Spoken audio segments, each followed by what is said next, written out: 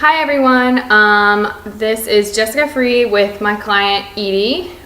Today we are going to be talking about behavioral therapy for different types of dysarthria. So our first behavioral therapy is going to be exaggerating consonants.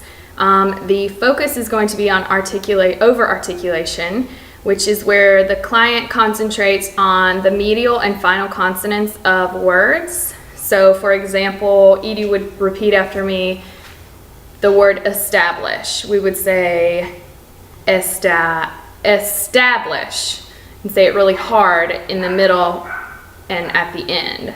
So could you repeat after me? Establish. Establish. Very good. Now improving. Improving. Improving.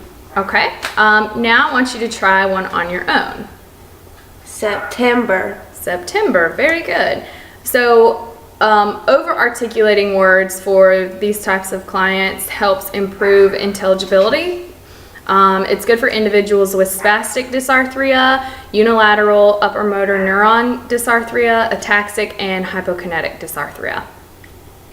The second exercise we're going to be demonstrating today is called for pitch range, and it's useful to improve intonation.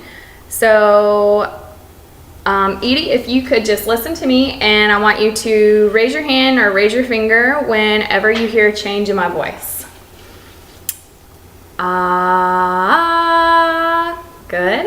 All right. So part of this exercise is to have the client hear and listen to you or to someone else and be able to distinguish pitch ranges themselves.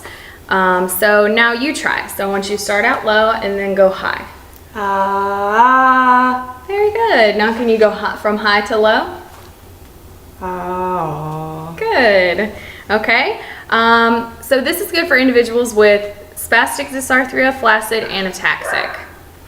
The third exercise we're going to be working on today is rate reduction by use of a pacing board. This is a pacing board that I created. I don't know if you can see it. There you go. That I created. And they have pacing boards that you can buy that are plastic that you actually put your fingers in. But for this activity, I have my pacing board that I created.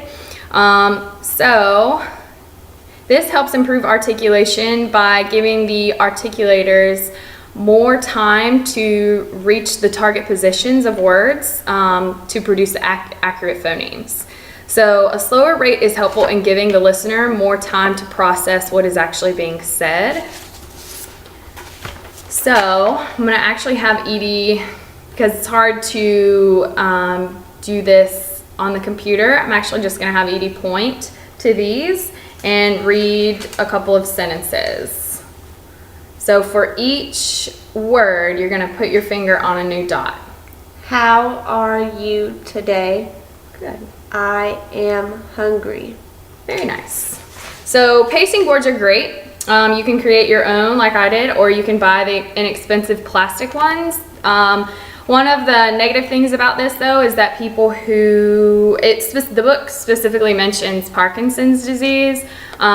People are a little insecure about actually taking them out in public and using them, but from what the book says, it is very helpful to help set the pace for them for talking, and that people who do use them out in public are very successful. Another activity that's going to go along with this one for rate reduction, I'm not going to, it's just another example, is finger tapping. So, how are you today? And the clinician can actually start out by doing this, or the client can do it themselves. And these two are good for individuals with hyperkinetic dysarthria, ataxic, and flaccid dysarthria. And then again, the book specifically mentions Parkinson's disease to begin with. The fourth behavioral therapy treatment I'm going to talk about is the bite block. It's used for patients with dystonic jaw movements, or another name for this that I found was oral mandibular dystonia, which causes involuntary movements in the face, jaw, and or tongue. The focus is on stabilizing the jaw for speech, and typically a small plastic piece is placed in the back of the mouth on the molars to keep the jaw stabilized during speech. And but for this activity, we're going to use a couple of tongue depressors for you. If I can get it open. Okay, and I'm just going to have Edie stack them on top of one another and then place them on either side of her mouth in the back. So her back teeth are going to touch. Okay, now I want you to say ta ta ta ta ta ta ta. Ta ta ta ta ta ta ta. And if you notice, her jaw's not moving. Da da da da da da da. Da da da da da da da. Good. Now, when I do it, I want you, the viewer, to actually watch my jaw move and notice how hers isn't moving at all.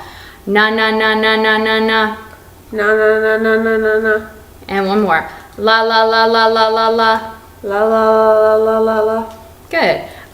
Let's just say a couple of different words. Can you put it in your mouth and say your name? Edie. Good. Okay. So, thank you. So typically you place this on your molars in the back, and it helps suppress the dystonic movements. And in the book it mentions this is helpful for hyperkinetic dysarthria. So the last activity that we are going to be demonstrating today is called contrastive stress drills. You add stress on keywords to help convey meanings, because something that my family has always said is it's not what you say, it's how you say it. So you can say things in one way and it may come out another way. And so this is very helpful with conveying various meanings for clients. So you can either look at pictures and ask the client questions. The book mentions like a picture of a football player and saying like, are they playing soccer? No, they're playing football. And you put the stress on which word you're trying to emphasize. So for this activity, we're gonna have Edie say a few sentences, and I found that highlighting the words that you want clients to say or underlining the words that you want them to emphasize, just from my experience in the clinic, seems to be the most helpful with this activity. So I am hungry is the phrase, and I'm just gonna have Edie read them aloud and then emphasize the highlighted words. I am hungry. You are not hungry? I am hungry. Who is hungry? I am hungry. Very good. So this is a good activity because you can change the length of utterances and you can vary the sentences based on the client needs. It's good for flaccid, spastic, ataxic, and hypokinetic dysarthria. Okay, well that concludes our 5 examples of behavioral treatments for dysarthria. Thank you for watching. Thank you, Edie.